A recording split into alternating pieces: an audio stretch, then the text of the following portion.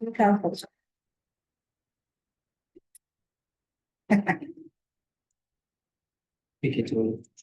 Oh, okay. Great. Hello, everyone. Welcome once again. Please, if we can. Thank you. So for second talk for today, we are very honored to have Dr. Chisara, who is the head of the mathematics at the University of Ghana. Before she starts, I would like to read her bio before she speaks. So Chisara Ogogo holds a PhD in mathematics from the University of Ibadan, Nigeria.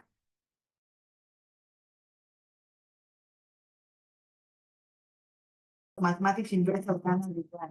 Her research interests are financial mathematics, computational finance, mathematical modeling, especially stochastic modeling involving the financial markets.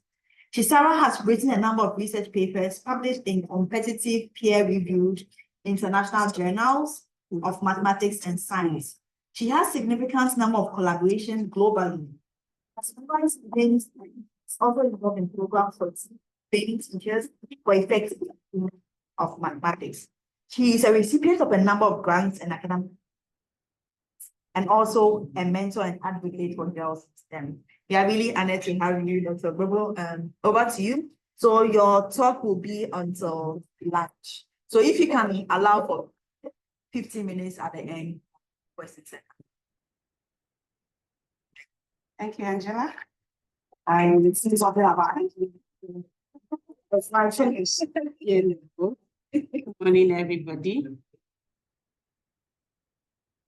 happy to see your faces.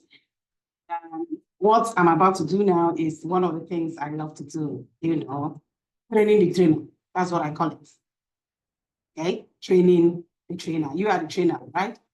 So I enjoy training the trainer, at least letting the trainer also get to know that perhaps you can do things a little differently. So I want to appreciate the organizers of this great conference. It's quite unique, getting teachers together. We have our dream of having children who are excited to do mathematics.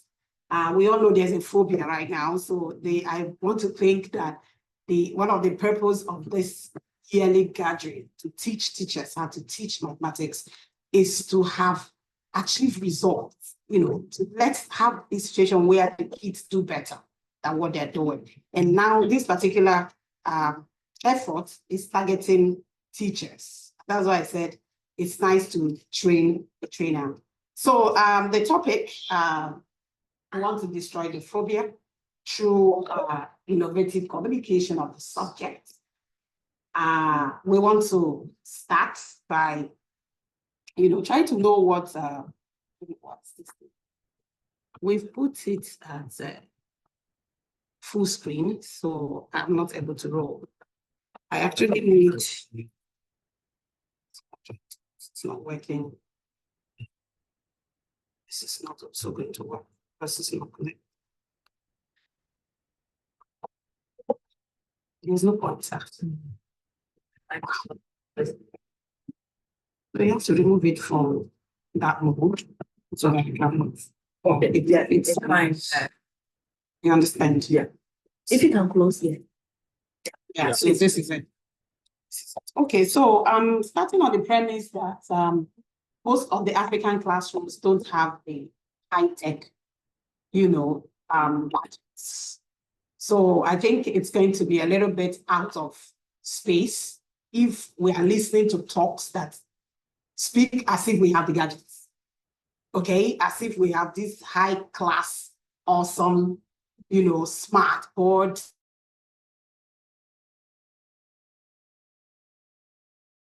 Children can use to learn, know our background. Some people are teaching under the trees. Some teachers have to trek so many kilometers to get to where they're going. Some of the classrooms don't even have chairs. So I'm not going to pretend and say, oh, we want to do a high-tech thing.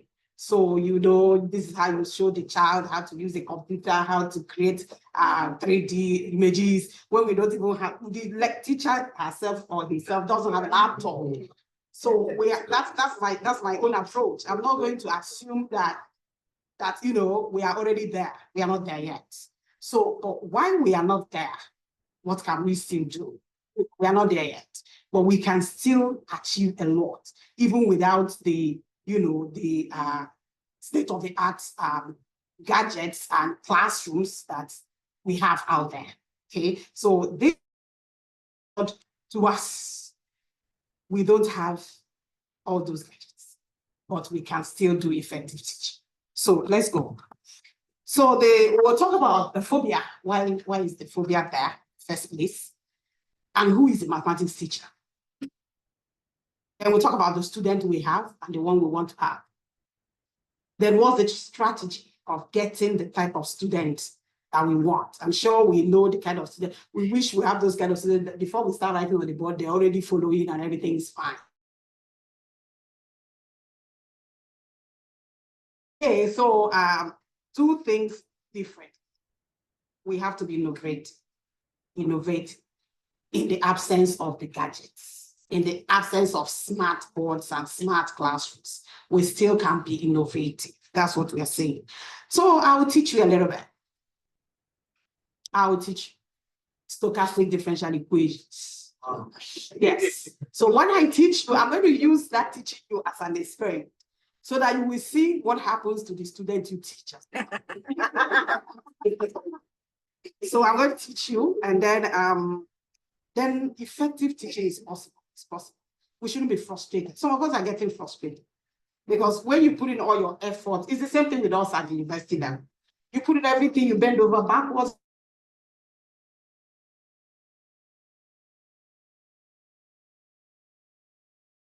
At the point you want to, gasp out of breath and throw your hands up in the air and say, I'm tired.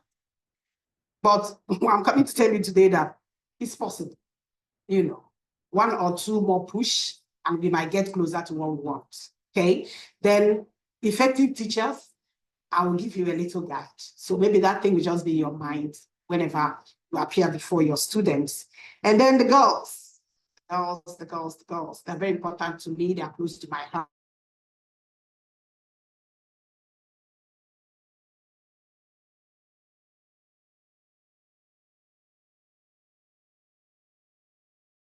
Venn diagrams, thoughts like this. EBA, intersection meets, is a possibility. Then everybody will know mathematics, right? So that's just a teaser. So you can see, that's what we're going to be talking about. How you can use real life things around you to explain to the children that mathematics is not a esoteric. It's not something that they should be scared about. It's something that they can see every day around them. So this is one. You can see the Venn diagram there. You can see the intersection between EBA and meat that is giving us vegetable. Okay, so let's go. So I had already made the opening remark by saying that the importance of technology tools for teaching maths cannot be overemphasized. It's very important. So you can use the tech tools to generate large random data that you can use to do whatever you want to do. You can generate graphical representations, you do computations. You can link multiple representation and overlay measures. So, those things make life so easy. You put up one graph, you put another across it, you make all the comparisons, have the dots and the graphs and all of that.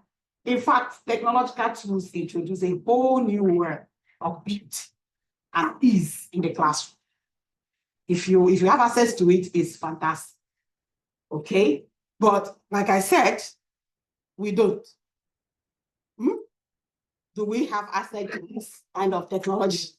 We don't. In our own part of the world,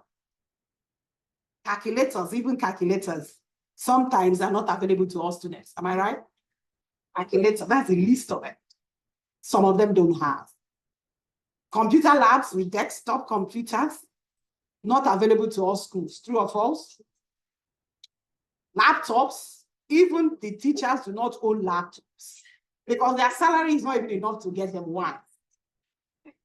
So I live in the reality of what we have on our hands. Okay, so even the teachers don't own laptops and the iPads. So how are they going to do the tech thing when they themselves don't have access to those? Okay, so The interactive whiteboard that we are talking about, where you can do a whole lot, the smart board, is not familiar to both the children and the teacher. The programming toys that you see in the Western world, a little child of about 5 years can program a whole lot right now with some programming toys. I'm sure our children here don't even know what those are.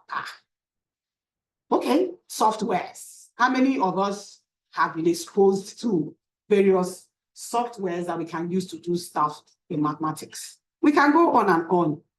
Sophisticated software, simple ones, whatever. Most of us don't have access. So that is what I said earlier, that this is where I'm starting. I'm not going to assume that, oh, to teach mathematics very well, you need to learn how to use this, use this. It's fine if you have it and you try to learn it. But if you don't have, which is what the playing ground that we have in front of us, then what do? Should we now say we won't teach because we don't have those gadgets? So we proceed in this presentation, working in the consciousness of the fact that modern technology is absent in most African classrooms. Am I right? I'm right? So we can proceed with this assumption. Good.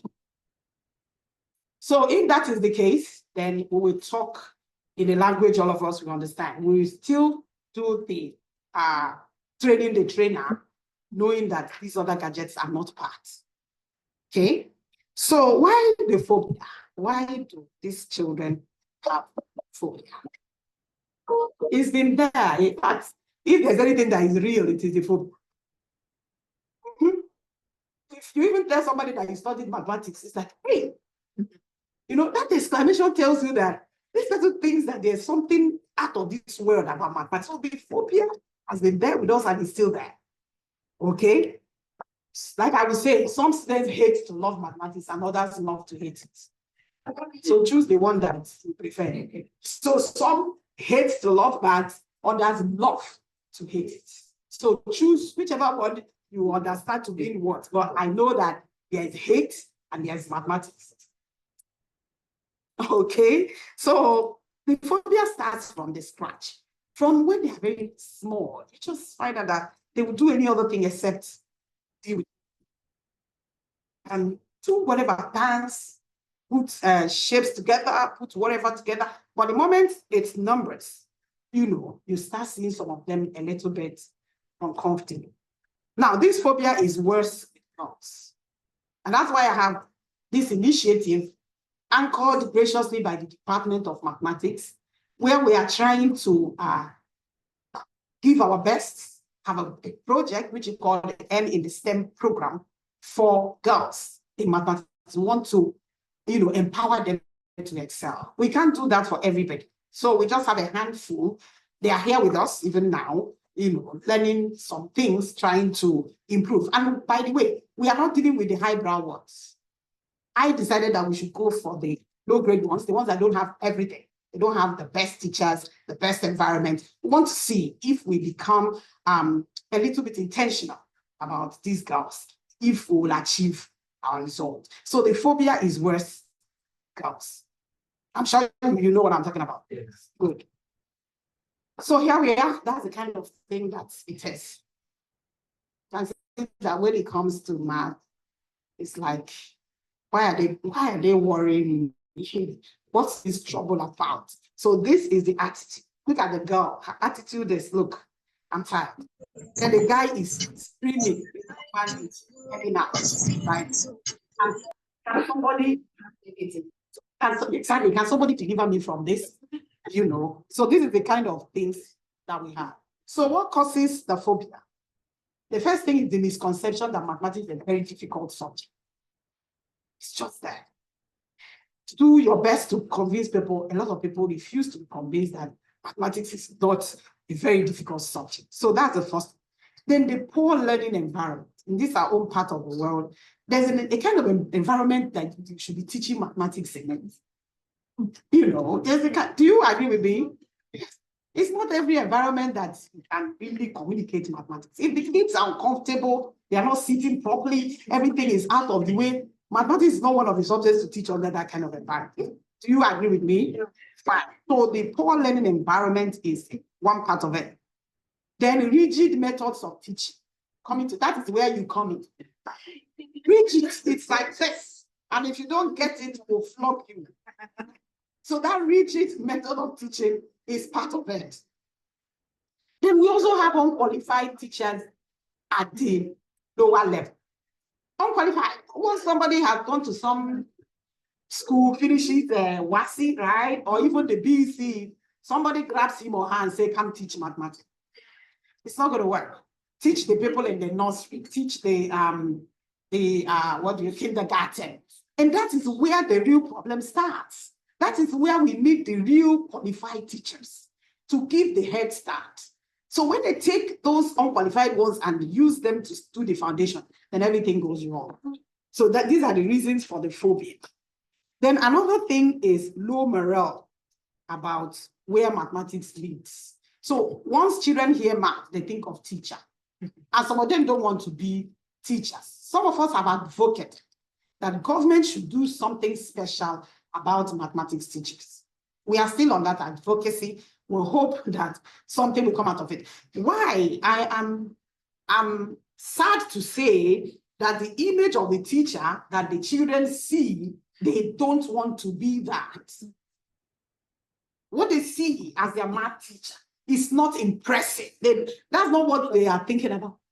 So we want the government to do something about the math teacher so that that math teacher can challenge the children to become a math teacher as well. What's wrong with being a math teacher? You know, because we want to say, oh, it's not just teaching. It's not just teaching. There's AI, there's machine learning, there's what do you call it? Data analyst, there's whatever, all the fancy stuff. What's wrong with being a math teacher anyway? But because the right picture is not being communicated, that's why the kids, if you ask them, what do you want to be a math teacher? They don't want to be a math teacher. So low morale about where mathematics leads, because their first thought is math teacher. So they don't want the math teacher. Then the teachers themselves, I'm going to come to that slide, need to expose the children to all other possibilities of mathematics. Where could mathematics take you? So when they know that doing this is not just going to end me in a classroom, then you see that the phobia could just go. So to untie this phobia knot is what we're about. That's what this whole talk is all about. And teachers of mathematics can do a lot to make their subjects interesting. And that's what we are going to see. So who is the math teacher? Students' opinion. It's a frightening guy, very rigid. He is too serious. Sometimes eccentric, overzealous. You must get it right or something will, heavens will drop. You know, overly strict, very smart, less approachable. This will be offhand what the student thinks about the math teacher. What about the government attitude towards math teacher? They have little or no appreciation. Generally. Their reward is in heaven. So if they are crying on earth, they are just on their own, crying on earth. They should wait to heaven. So nothing is special about them. So on our campaign to get teachers of mathematics to have a better life, they don't see anything special about the math teacher. Yet mathematics is compulsory. Yet any child who gets 1 in all other subjects and flunks mathematics is not considered to have passed us. Am I right? Did pass? So why would you say that a math teacher is not special? So they don't consider anything, they lump everybody together. Teachers are teachers. Do you agree with me? Fine. So nothing is special about them, so that's their attitude. If you're saying something different, they don't understand it, or they don't want to understand.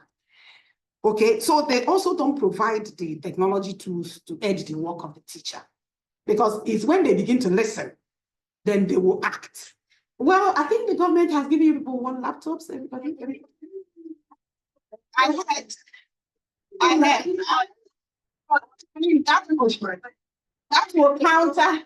That will counter what I just said. So I want to be sure that they have provided you with at least some technology tools. Because I heard it, 1 teacher, 1 laptop. So I'm thinking that I think government has tried to. Okay, let's do this. So the attitude of other stakeholders, like parents, generally the public. So they are concerned, teachers are to blame. Teachers didn't teach well, that's why. Okay, so the phobia and the bad result is the problem of the math teacher. So that's their attitude. So indifference, they really don't care. They don't care. Because every year they come and announce how many people have passed maths, those who have failed math, those things.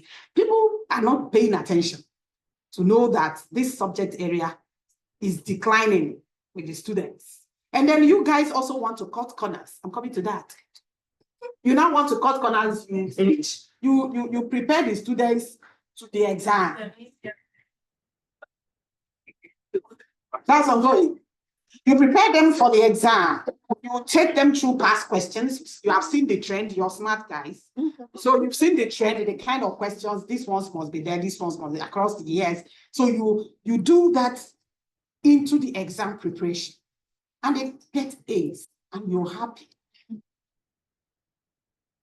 But you shouldn't be. Because when they come here, the ones who came with A's cannot pass Math 101. Math 121, that's the beginning of the maths. They have all failed. Failed as in failed. Only a few of them. And the interesting is that those ones who pass are the ones who didn't come with the A's. The ones who didn't come with the A's. So these are questions people will be answering this later. Okay, let's go. The mathematics teacher, I call it must have for the mathematics teacher. So the math teacher must have an in-depth knowledge of mathematics. You can't give what you don't have. If you don't know maths, you can't give math. Agreed? Good. So things are changing. Knowledge in every area, including math, is expanded. So the math teacher must have this know-how. Somehow, stretch yourself. After all, you have your phones that you use to do Twitter and Instagram. And so that time you're also using to look at the social media at all. You can use that time to do something that will enhance your knowledge and your work. That's what I say. We don't wait for government or even this gracious conference to gather you together to teach you stuff. You on your own can begin to explore. Okay, that's what we are saying here. So go back to school if you have to. Okay, get a degree if you don't have one, a master's, bachelor's in mathematics education, MPhil in mathematics, whatever. Just improve yourself. So this is what a math teacher must have, a good wealth of knowledge, mathematics. Okay, and being dynamic, moving with the trends. So there's always a difference between someone who knows and someone who does not. Okay, a school can choose to employ somebody who just finished BC and say, this is our math teacher. The sad thing is that those things are the results play up on the kids. It's the children who suffer the ignorance of the teacher. Am I right? Yes. Because when somebody who knows and somebody who doesn't know are teaching children, the children that were taught by somebody who knows will definitely be better than the children who are taught by the person who does not know. Okay, then become technologically sensitive. That's what I'm talking about.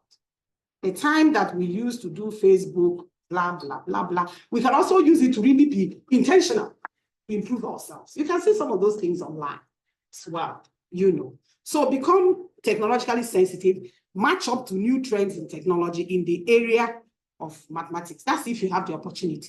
And I'm telling you now that the opportunity is there in your phone. To some extent, yes. That math teacher must also have versatility with mode and method of delivery. It can't just be the same way. You can't introduce the topic every time the same way. Okay? Think outside the box. I'm about to show you how to think outside the box a little bit.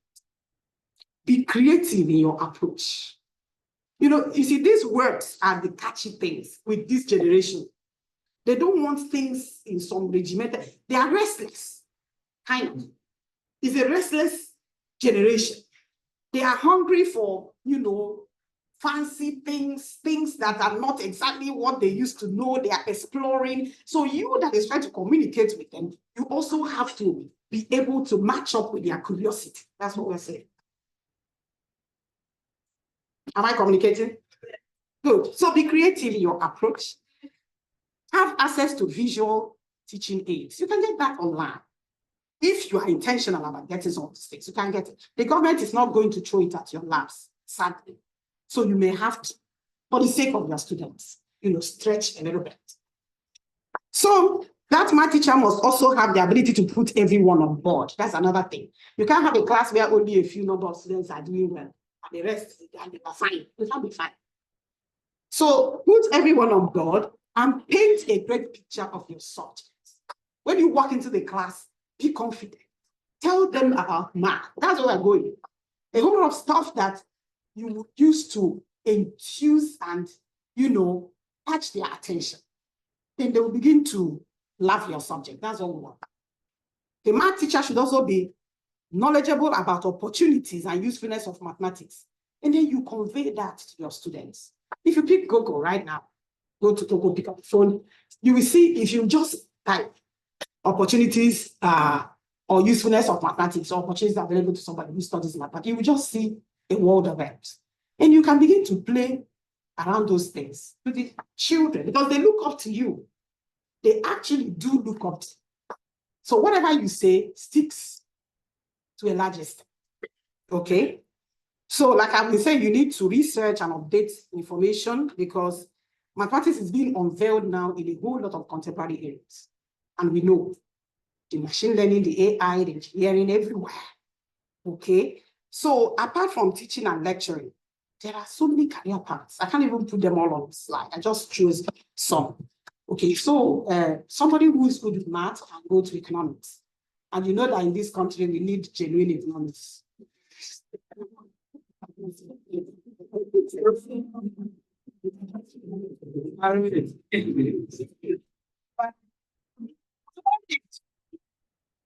Why? You need economics.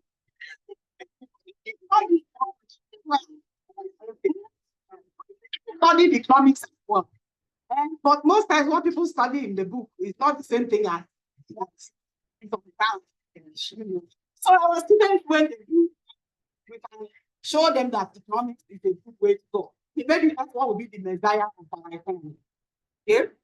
So robotics is another way, and machine learning and AI, all of those. Somebody with math background can also be a big statistician. Statistics is something that even the economy, every area of life wants to see data. What was it last year? What is it now? So mathematics can take children to that. They can also do software development. You see, maths is one area that makes you, so a lot of things that you may want to do, you can do if you are a mathematician or mathematics person or a good student of mathematics.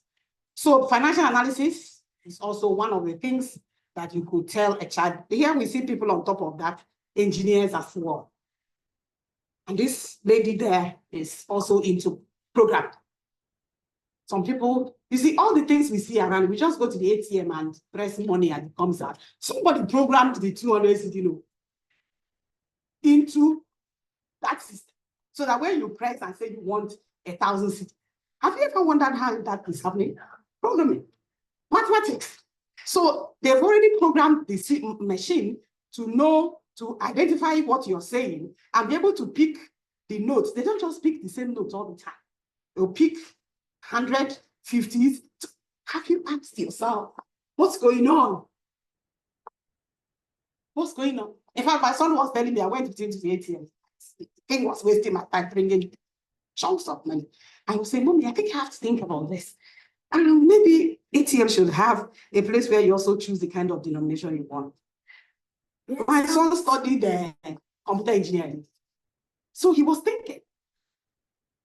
He said, should be able to say, what denominations do you want? Then you choose 200. Not it's giving it to you direct.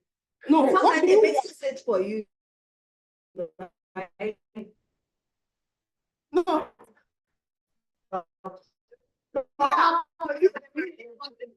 building where you can see. I'm not sure we have that. No. So he was thinking, I said, hey, this would be nice. So we better help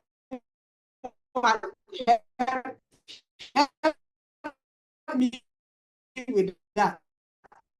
But if your man is funded a bit, then others began to build on it and began to expand, and what we have all manner of things we have today.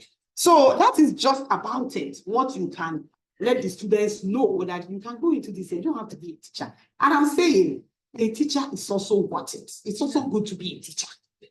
Okay, so but these are other areas anyway. So something interesting. Why is this? Oh, because I'm on Zoom. Because this is actually a video. Because I'm on Zoom. Let me see what happens if I step out of Zoom. Let me see. I wanted to share a video with us. Those online ones. They won't see. Okay, but maybe the ones with me, they can see. Let me see. Let me see if you can see. I just want to try. It's still saying the same thing.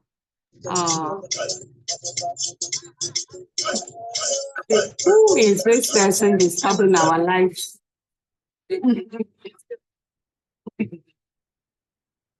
Okay, so do I have to share again? Yes.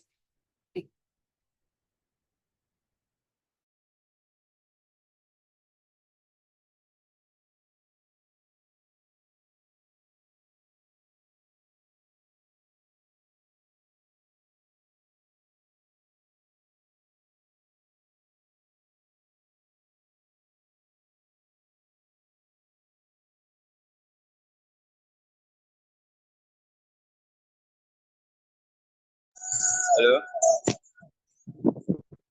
Hello? Hello?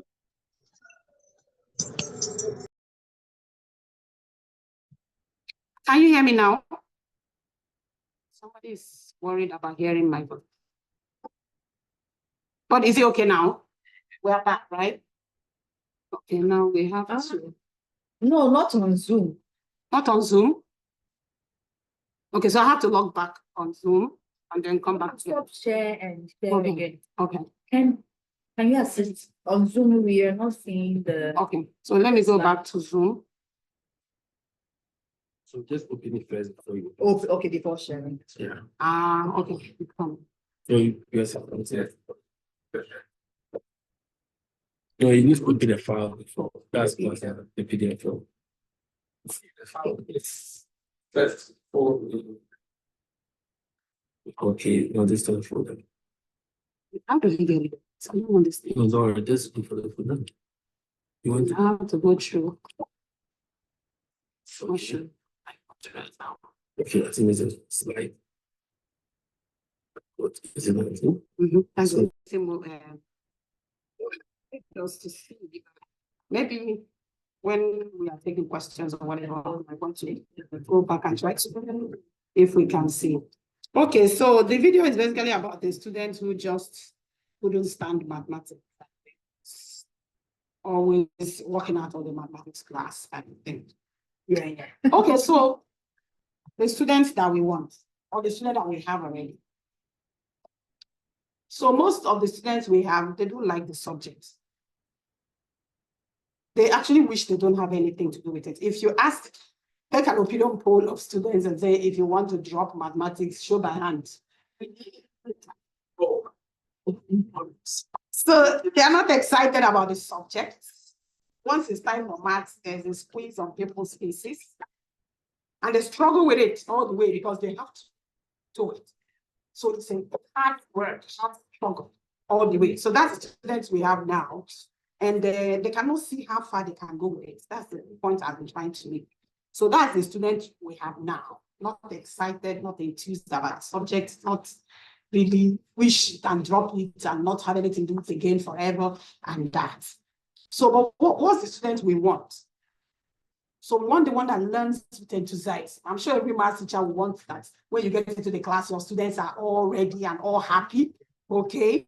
You want the one that pays full attention in class, not the ones that are pinching themselves and gossiping because they don't seem to know what you are all about with your math. So they engage in some other things, So you want a student who pays full attention. So when you are teaching, you know that everybody is paying attention. Am I right?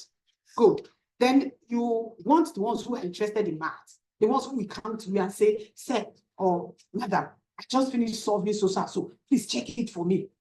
Those kind of students, that students we want to have, isn't it? Good.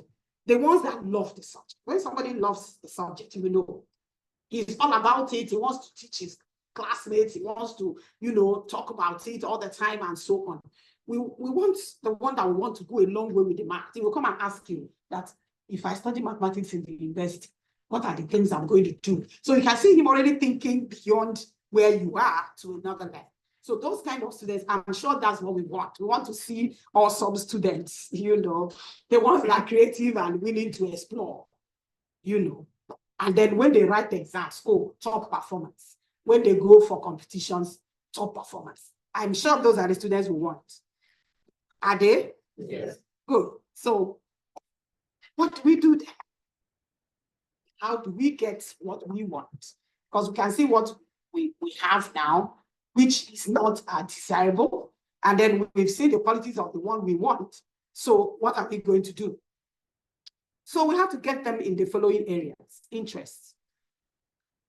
This is quite some work, but you have to do it. You have to get them interested. Look, I don't know, maybe some other person can do the research and come out with a contrary result, but I don't think there's something like math brain. This child has math brain, the other doesn't have. I don't think so. If a research comes out and proves otherwise, I would accept because it's research. But what I'm saying is that it's all about interest. It's interest. And some children's interests are killed from the kindergarten, like I'm saying. So they are turned off already. But that two children are born and one has math brain and the other one doesn't have math brain, I don't agree. I don't believe that. But the interest is what differs. And what makes one child interested and the other one not interested is what we are discussing here. All of it, the phobia and where do we go with this, so many things. Okay, so there's nothing like math brain. Okay, one child has math brain, the other one doesn't have. I don't agree. It's about interest. So the interest brings the enthusiasm that the students will need to do the math. So once the child is interested, then he has that enthusiasm and he's willing to learn, and then he will learn. Okay, so it's all about interest, and we try and understand the ability of each child and see what works for us now. What we are going to do for the student. We try and understand. Everybody is not equally, gifted at the same level. I've excluded some people have math brain, some don't have. I don't have. But the rate at which people catch things, that one has been scientifically proven that it is not the same. Okay, the learning curve. That's why we have the learning curve and all of those. Okay. So try and understand the ability of each child and see what's going on. Okay.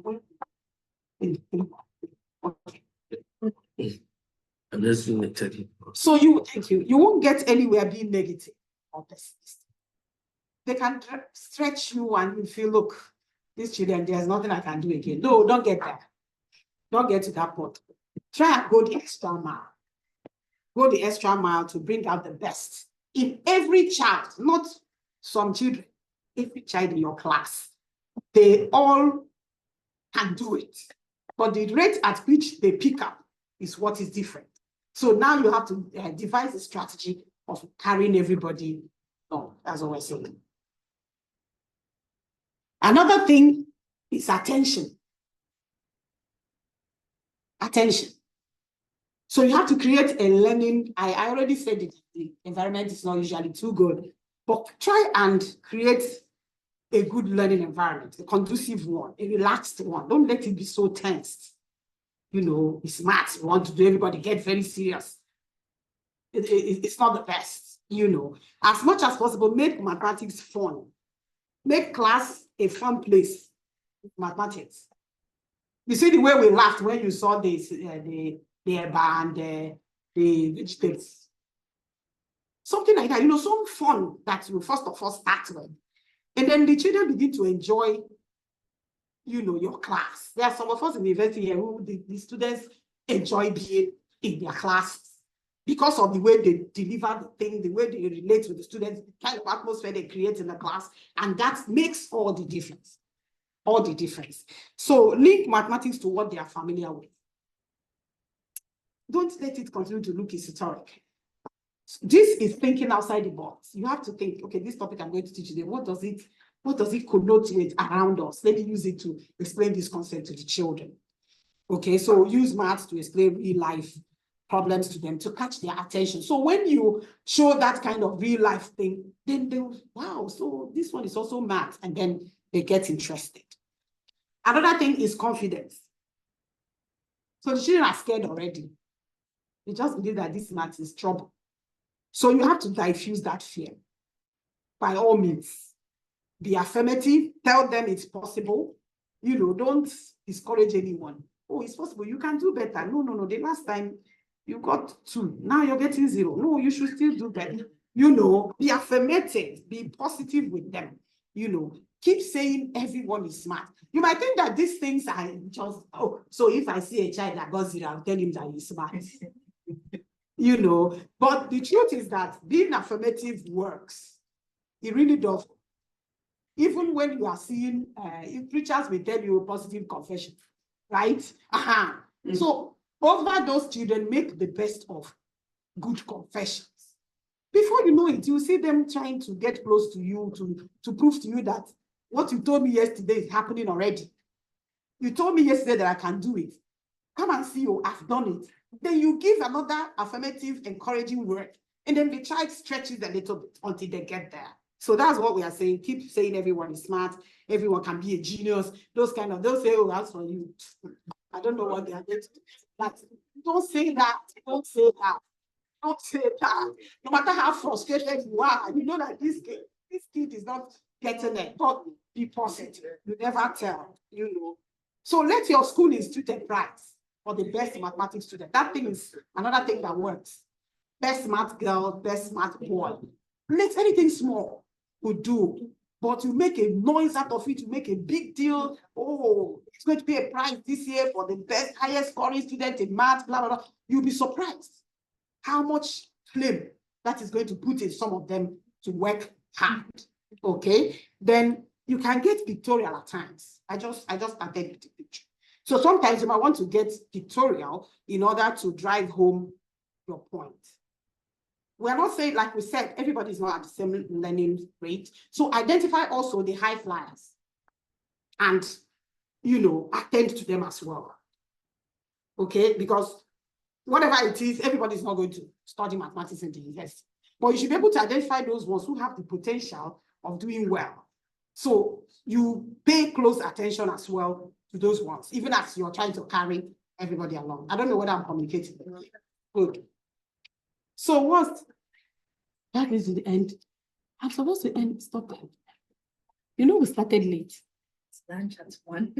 Wow. Then I'm very far from the thing. Because I had an hour and a half, so I decided to slow down on my thing. I'm going to be asking for some minutes. So. It's their lunch time, so maybe 5 more minutes. So is it like or you don't want, I want to leave time for questions and answers at the end. Oh, it's 12:40. No. Well, there's something wrong with it. I thought it's 11:32.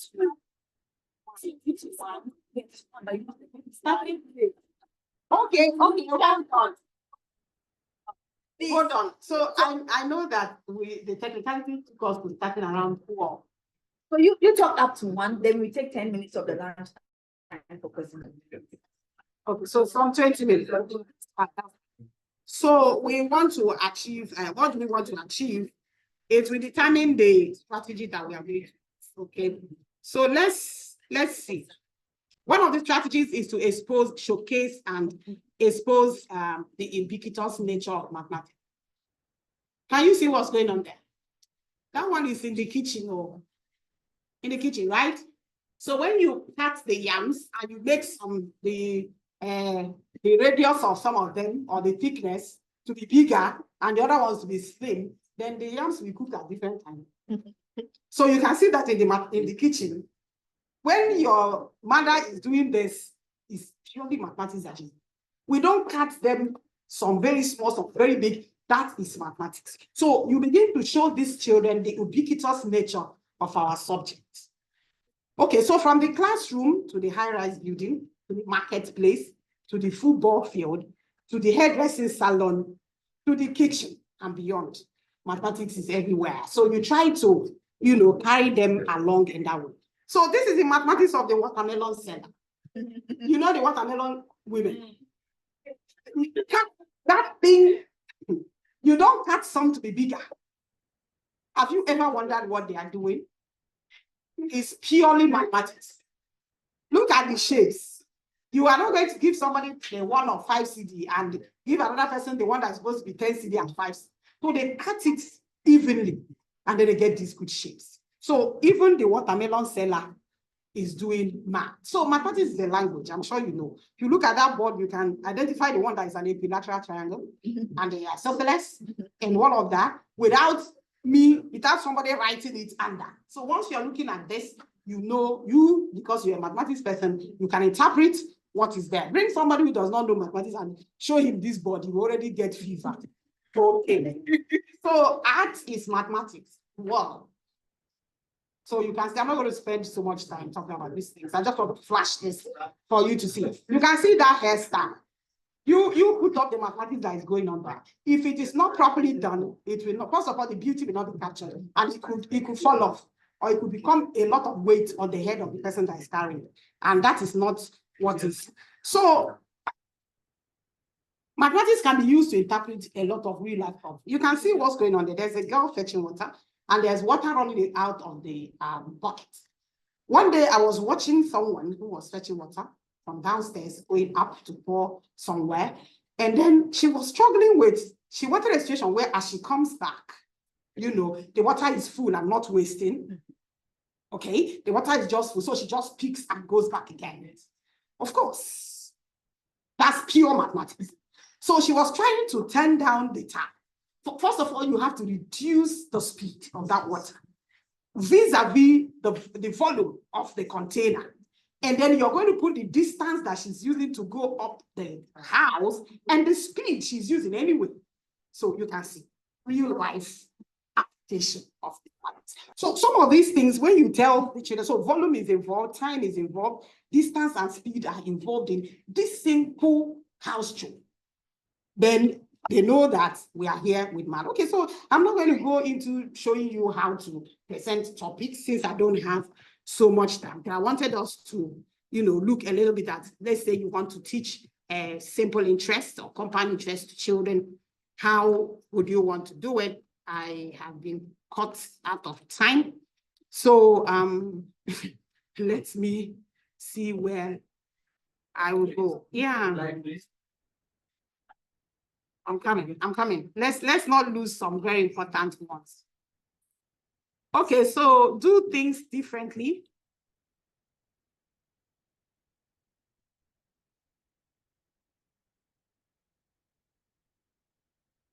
Okay, so this is basically like it. Use the economy to explain depreciation of the currency. So if you're discussing something like growth of money in simple interest and compound interest, you don't have to get distant about it. You can just go straight. Money does not grow on trees. It grows by investment.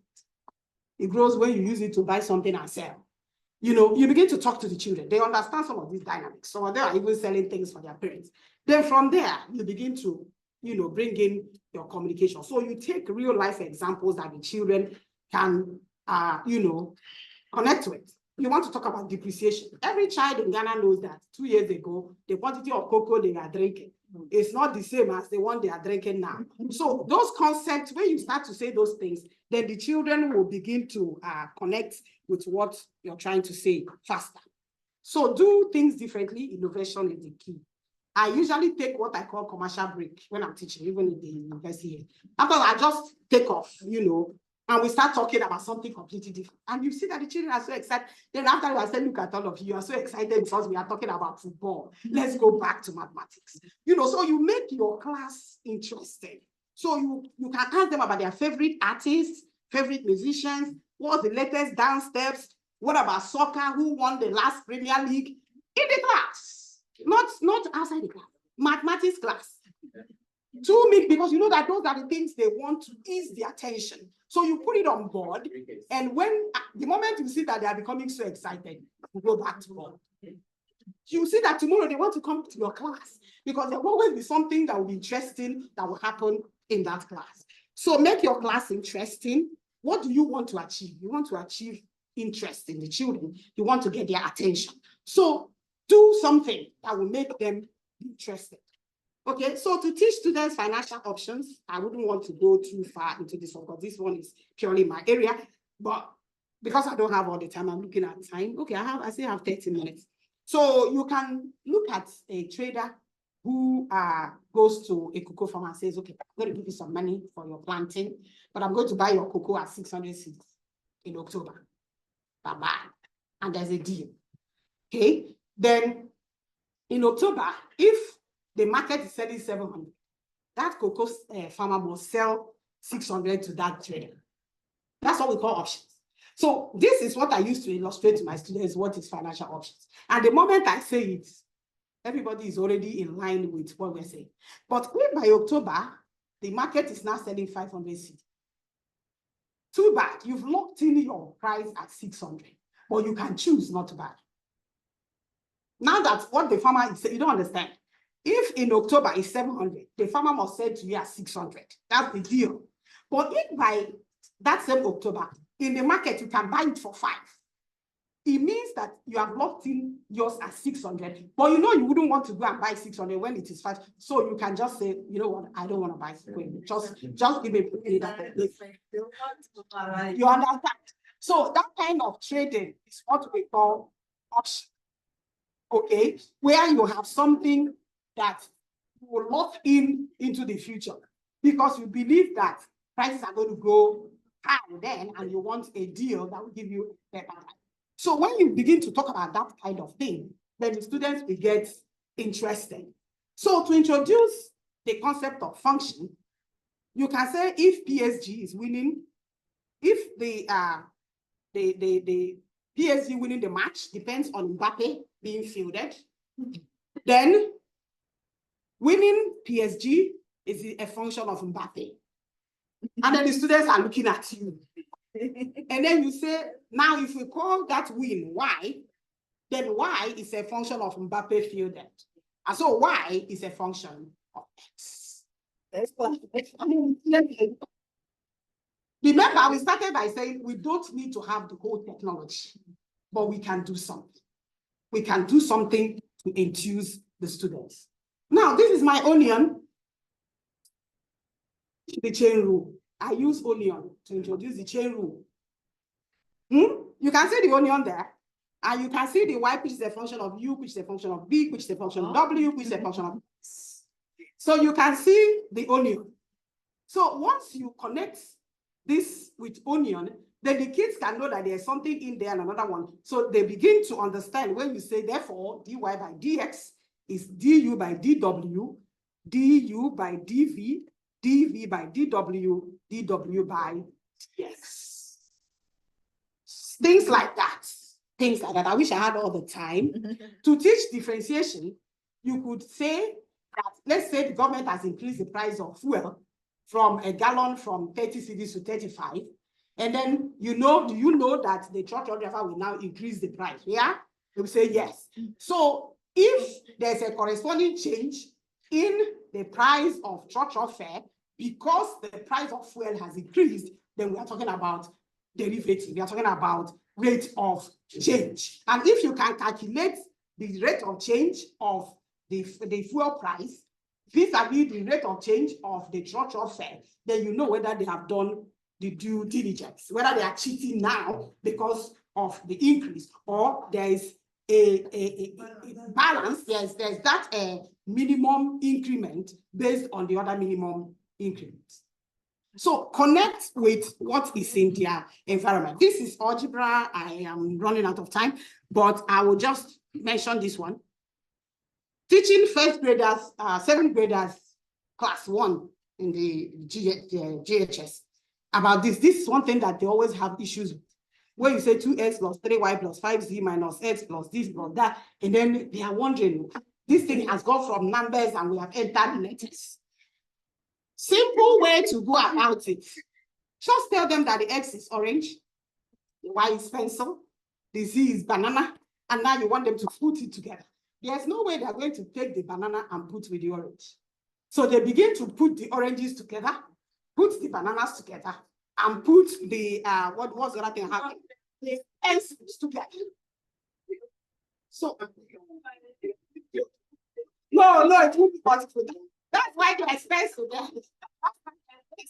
Okay, so something like that. And even when it is fraction, you see, if you have half x plus 1/3 y, plus, you might find that some of them will start taking the halves together and taking. So if they know that once you see x is orange, once you see y is banana, once you see v is pencil, then even when you are doing fractions, they'll be able to take all the fractions that have to do with orange and put it together for orange. They will take the fractions that have to do with pencil and put it together for pencil. So those kind of things. Let's do a quick game. Pick a number, everybody. Multiply by 2. Any number in your mind. Add 4 to that number. Divide the answer by 2. Subtract the number you chose. What do you have? Should I say it again? About your teachers, you're smart. So pick a number in your head, multiply by 2, add 4 to it, divide your answer by 2, subtract the number you chose. What do you have? Everybody's got 2.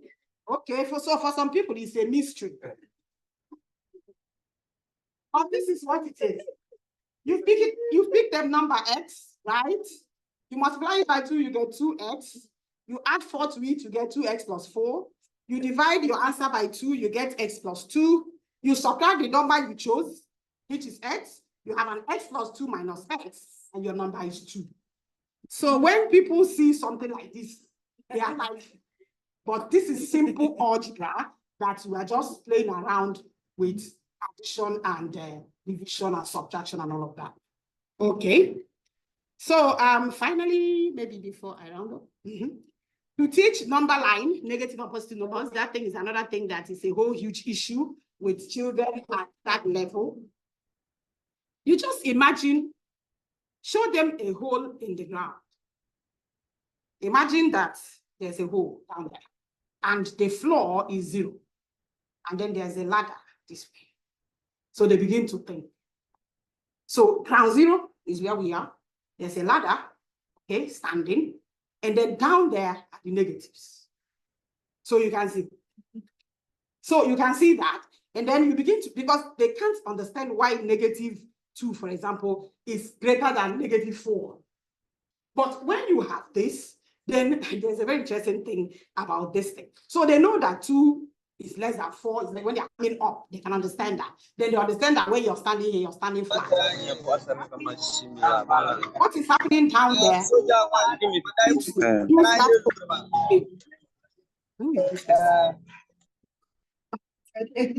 So above the ground, numbers are higher as you go on. So they have this difficulty understanding this. So this is the thing. The deeper you go under the ground, okay? Let me go back to mine. The deeper you go under the ground, okay, so -2, -4, the more difficult it is to save you.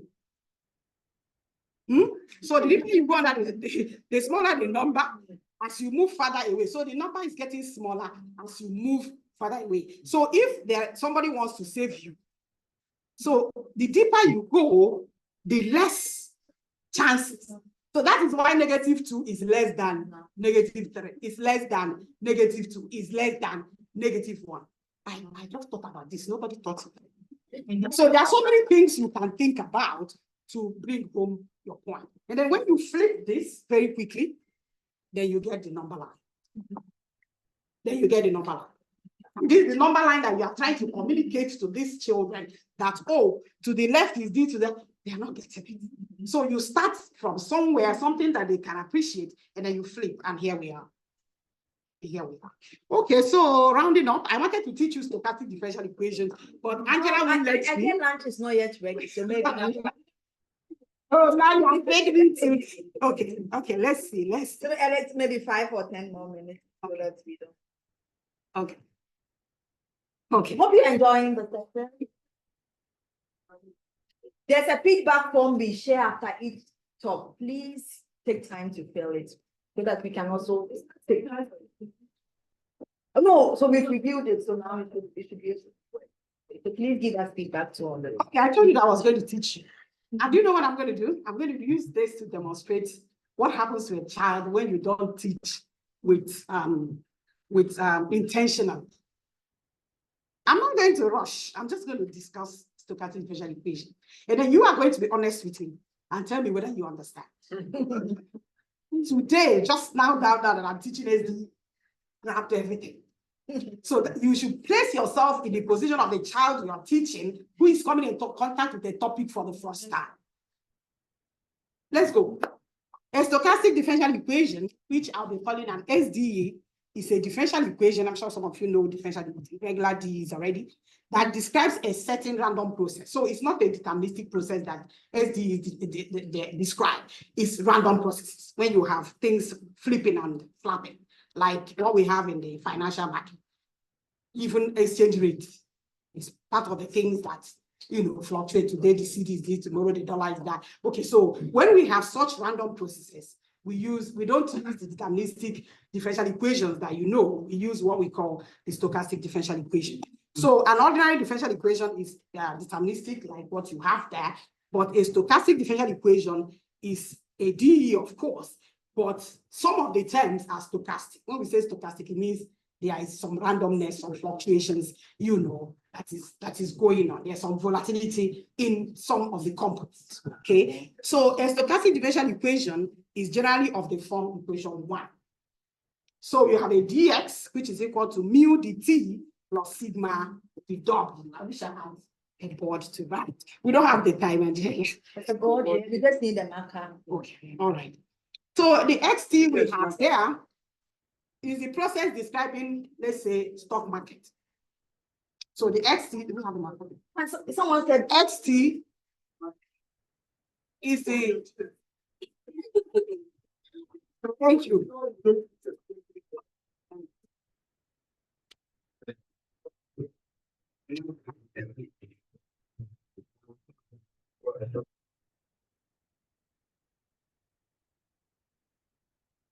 Okay, so the X there is just about any process. Remember I said it's about. So it's a process which, let's say it's stock market. I'm sure we all heard something about stock market somehow, or even exchange rates. You know, we can also be in the money market. Okay, so I have a description of the variables you have there. X is the process we are trying to model. Like the stock price. W is the Brownian motion process. Now, Brownian motion is a process that is vibrating, you know, something that is unstable and not, you can't calculate it the way you do for deterministic processes. Then mu is the drift term. So the drift term is that period of stability. Let's say, if you send your money to a bank, they tell you this is what you're going to get is X. At the end of X period, we give you 5 CD for your 500 CDs, sadly. At the end of the year, you know, so that is like the drift, you know, it's constant, it's set, this is what it is. But when it comes to stock markets or stock prices or even currency, there's some fluctuation, some randomization, and that is why we write the stochastic differential equation to have the stable part. Of course, there's sometimes when it is stable, then it goes off again. So the stable part is like the bank business, you know, they tell you already your interest rate is X. You calculate it, this is it. So by 1 year, you are going to get 5 CD on top of your 500 CD, whatever. But this is that part that is random, which you cannot put your finger on very quickly. Okay, so if okay, we are going to be using x sub t to be the same thing as xt and x sub 0 to be the same thing as x0. So we have a couple of stochastic differential equations describing various processes and introduced by different people. So the one I'm interested in now is the geometric Brownian, okay, which is what I have written now in equation 2. Watch my equation 1. This one is the arithmetic Brownian. See the equation 2, geometric Brownian motion process. Both of them are differential equations. So stochastic differential equation. So this is the arithmetic Brownian motion, this one. And then this one, which is what you are seeing there now, is the Brownian.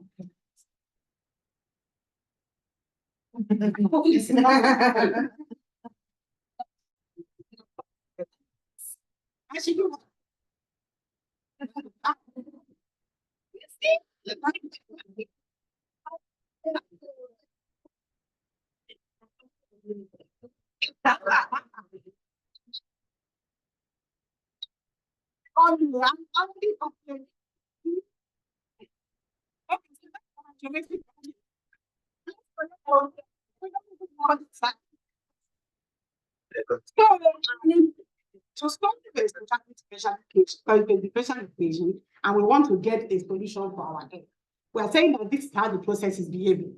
So we want to know if we can find a closed form solution. When we say that, it means that if you can write an x to be equal to something on the right, so that once you have those parameters on the right, you get what will be the value of x at any time t. So some stochastic differential equations don't have closed form solution. You have to be numerical about getting their solution. Others, like this one, you say it has a closed form solution, but there's still nothing like substituting numbers because that is a random process. So what you could do is to generate the Brownian motion based on your parameters. Okay, so to solve a stochastic differential equation, we use what we call the Ito's lemma. So if you look at the first expression there, you can see dx is equal to mu dt plus sigma d of dt. Pretty much what we have written already. Now to solve, we have a twice differentiable function f, which is also an Ito process, and it is given as equation 3. So what is equation 3? Equation 3 is basically, now mu is the drink, this one is volatility. So it does them like say, calm down. I know where we are going. Lemma is saying to solve, to add that f, to solve now, is going to be mu partial f by partial t dt plus partial f by partial x dt plus half sigma squared partial squared f by partial x squared plus sigma partial f by partial x w. This is what is called closed loop, and that is what you will use to solve this equation. Cheat what I want to mention. I don't need to go, but since we don't have all the time, because I wanted you to see how I was going to solve this to get to do the integration and then get the closed form solution. But I've gotten my reaction already. My reaction is that if you're starting something for the first time, students may not get it immediately. That does not mean that any of you here is incapable of understanding stochastic differential equation or understanding Ito's lemma. Or in fact, if I find time now and start explaining to you what that partial x by partial, you will say, oh, is that what we are talking about? So I wanted to demonstrate to you that you should put yourself in the shoes of the students sometimes and know that when they are coming in contact with something for the first time, it could just look out of this world. But when you take your time again and take it easy and go over it with them, then they will do better. They will do better. Okay, so that's what this was meant to be all about. So effective teaching is possible. Okay, it's possible. Is it lunchtime already? Lunch will take about 10 minutes, so you have 5 more minutes. Okay. Then we take a few questions, then we. Okay, so because the students are not learning very well, that's why we have issues in the first year when they come. But we are saying that effective teaching is possible. Okay, so if you apply some of these little strategies, if you get result oriented in what you're doing, you know, and be intentional I want this to impact, this is what I want to achieve at the end of the class, then you will find out that you will be more effective. Because like I said earlier, when they finish WASI with all the A's and they come to Legon first year, they cannot pass. It's either they had amnesia during the holidays, amnesia, or the teacher didn't do a good job. So which one is it? Amnesia, right? For all the students, no, that's not true. So if the teacher was not effective with the teaching. So this is Effective Teacher's Guide. You start with an interesting opener, take commercial breaks, you multi-approach the problem. You even allow the children to bring their own idea on how to solve a problem. You give a number of examples. You connect mathematics to the environment, like what you saw that I was trying to say to you. You encourage group work. Don't ever say never to any student. Okay, be creative, think outside the box, work on yourself, improve yourself so that you can improve others. Okay, so use application to bring mathematics home and end the class with a summary of what you have done and start the class with a recap of what you did the last time, because mathematics usually is continuous, So where are the girls? Encourage the girls. The enrollment of girls is very low. I don't want to put statistics here. The phobia is high, and there's also gender stereotyping. Girls are sent to go and wash clothes, go and cook, go and fetch water, whatever, while the boys can choose to do whatever else they want. So because play ball, whatever, play game, something. So the gender stereotyping is not helping. So let's discourage. Though if you have a good girl in your class who is good with math, please encourage her and tell all the other girls, listen, you guys can also do it. The fact that you're a girl doesn't mean that your brain, I was telling the girls, it doesn't mean that your brain is half that of a boy or whatever. All of you have the potential to do well. So let's get the girls. Now take a look at this. Is this an enabling environment? Not at all. So these are the kind of things we see. So I have some quotes for you. These are my quotes. So it's most likely that anyone who is brought up by a good mathematics teacher will like mathematics.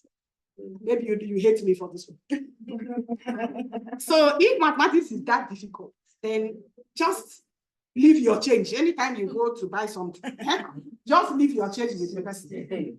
So yes, that is what you tell people who say they hate math. Anytime you go to math, because you don't want to think, you don't want to be part of math, so just abandon your change and walk away. Then if you want to drop math, for those who don't want to see math, then you have to drop your phones, your laptops, your smartwatches, because these are technology babies born by mathematics.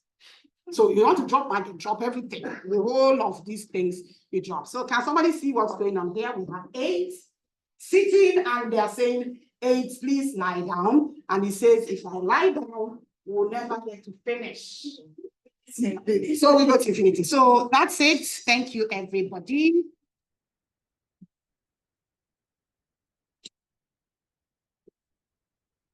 Thank you so much, Dr. Gobo. So I still don't have any notification of the lunch, but we allow for maybe at least 3 questions. So number 1, 2, at least 3. Okay, so first 3 questions. Kindly make it brief. So can you come here so that those online can See him. you can just stand here and speak here. Thank you very much, Dr. Gogo, for this opportunity. My first question is that at the beginning of the presentation, she made mention that we should identify the highest rights, which means that in the class we should identify the those who are more interested in mathematics and then encourage them. So I want to ask, so with this, is it good to have ability grouping in the various schools so that those with a high ability will be in one group and those with a low ability will be in another? The second question is that at the end of the presentation right now, we realized that she said that those who have the A's in the university, when they come in the secondary schools, when they come, they are those who are getting the fields. And then also at the end, with this little presentation, she said, when you are starting something for the first time, the student get confused. And then we all be in the university as you are here. When you go at my Math 101 class, common set from the first time, I get confused. With some kind of the Morgan laws proof and all those things, I get confused. And the university teachers also do not have the time to work a lot of the patient to work a lot of examples. So they put one example on the board, they go away. They put one example, so you go to every mathematics class, come out confused. It's not that one making the student fail mathematics in the university. Okay, so take the questions from the group A. See, whereas doing that might, help to breed the high flyers, and then, but it could also introduce its own problems. You see, when it comes to schools or the children you teach, they have their parents, their stakeholders. So what would be the excuse you will give a parent that you classify this child to be at the bottom of the class? You see, the embarrassment and the issues that it will generate is worse than just leaving all of them together. And you, the teacher, knowing that these are the high flyers. You understand what I'm saying? It's going to be a little bit intrinsic. It's going to be complicated for you to say in a class, a math class, I'm going to have three subgroups. High flyer group, not too great, and the odd ones. So you create, in fact, you could even discourage the ones that you have categorized as odd. You could discourage them a little more. Maybe they could have done better if you mixed everybody together and try to achieve the same goal, learning outcome with all of them. So it's not going to be that way. Can I add a bit? Yes. Sorry to interrupt. So I'll talk about my experience from second class. So in our class, I was a business student anyway. We were arranged according to position. And talking about this segregation thing, it ended up making the first person in class was at the corner. And the last person was in front. So if teachers came, the idea was that those in front would pay attention. But in the end, he created a class system, right? Those at the back will form their clique, those in the middle will form their clique, and those in front. So even though the idea was that it was supposed to encourage those in front to pay more attention, they ended up giving up. That they have already looked down on me and didn't work. So yeah, so they are absent. I'm sure there's research on this, but from my experience, it ended up not helping with that. Okay. There are a few more.